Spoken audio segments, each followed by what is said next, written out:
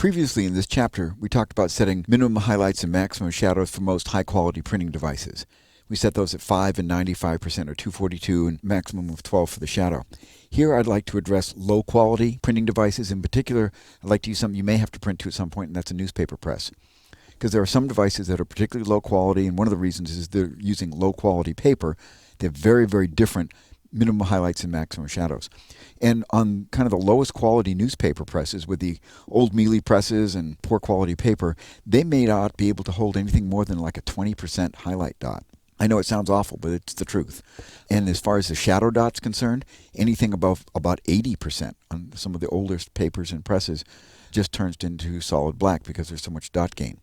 So with low quality devices like that, what do? Well, we go right back, we do the same thing. We find our minimum highlight, maximum shadow points, and then we add an adjustment curves layer like we did before.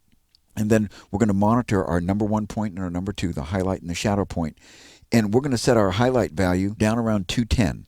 And anywhere from 205 to 210 will give us about a 20% white highlight. And then for the shadow point, we're going to move the shadow point up. And again, we're monitoring point number 2 until we're at about 50. And that gives us about an 80 in terms of our shadow. Now watch on screen and see how the contrast is just completely destroyed when you go to NewsPrint. So what I like to do after I set my minimum highlights and shadows for NewsPrint or any other poor quality device, I come in and I do a variation, just like we're doing a variation of the highlight and shadow for a low quality device.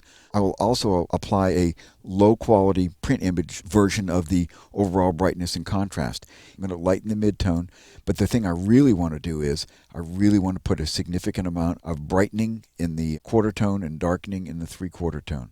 You have to be careful and you monitor your highlight and your shadow values here, but I will add a significant amount of contrast.